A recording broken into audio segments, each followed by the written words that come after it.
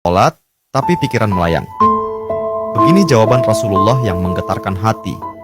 Pada suatu majelis Rasulullah, suasana terasa begitu tenang. Para sahabat duduk melingkar menyimak setiap perkataan beliau dengan penuh perhatian. Namun, di antara mereka, ada seorang sahabat yang tampak gelisah. Jemarinya saling menggenggam, matanya menunduk, dan napasnya terasa berat.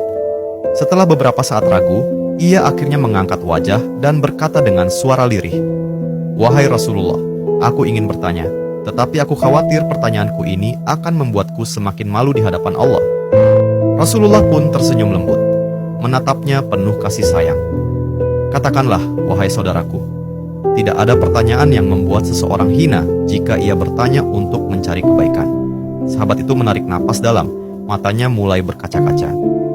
"Wahai Rasulullah, aku merasa salatku sering tidak khusyuk. Kadang aku mengingat urusan dunia, kadang pikiranku melayang entah kemana. Aku takut salatku tidak diterima oleh Allah. Apakah dengan salat seperti itu, aku tetap mendapatkan pahala?" Suasana majelis seketika menjadi hening. Para sahabat lainnya ikut menunduk, merasakan kegelisahan yang sama. Mereka tahu betapa beratnya pertanyaan itu. Namun, yang terjadi setelahnya benar-benar di luar dugaan. Rasulullah tidak langsung menjawab. Beliau menatap sahabat itu dengan penuh kelembutan. Lalu tiba-tiba air mata mulai membasahi pipi beliau. Para sahabat terkejut. Mereka jarang melihat Rasulullah menangis dalam situasi seperti ini. Dengan suara bergetar, beliau berkata, "Demi zat yang jiwaku berada di tangannya, sungguh setan tidak akan pernah berhenti berusaha mencuri bagian dari sholat seorang hamba hingga ia teralihkan. Tetapi ketahuilah, Allah tetap melihat usahamu." Rasulullah menarik napas dalam, lalu melanjutkan, "Wahai saudaraku, jika engkau meninggalkan salat hanya karena takut tidak khusyuk, maka setan akan menang.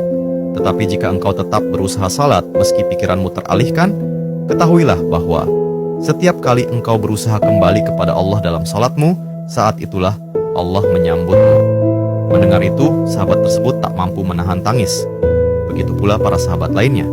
Kemudian Rasulullah melanjutkan dengan penuh kelembutan, "Bayangkan seorang ibu yang melihat anaknya berjalan ke arahnya, tetapi anak itu sering jatuh dan tersandung. Apakah sang ibu akan marah? Tidak.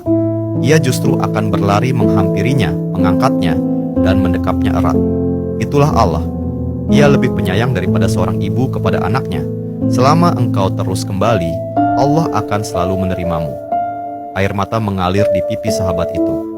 Kata-kata Rasulullah begitu menusuk hatinya. Sejak hari itu, ia tidak lagi putus asa dalam sholatnya.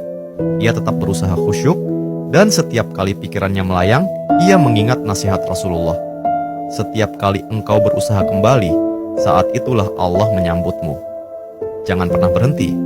Berusaha. Jika kisah ini membuka wawasan kita, yuk berbagi. Biar banyak yang tercerahkan. Setiap satu kebaikan dibalas Allah 10 kali kebaikan. Barokallah forever. Amin ya Rabbal Alamin ya Mujibas Sailin.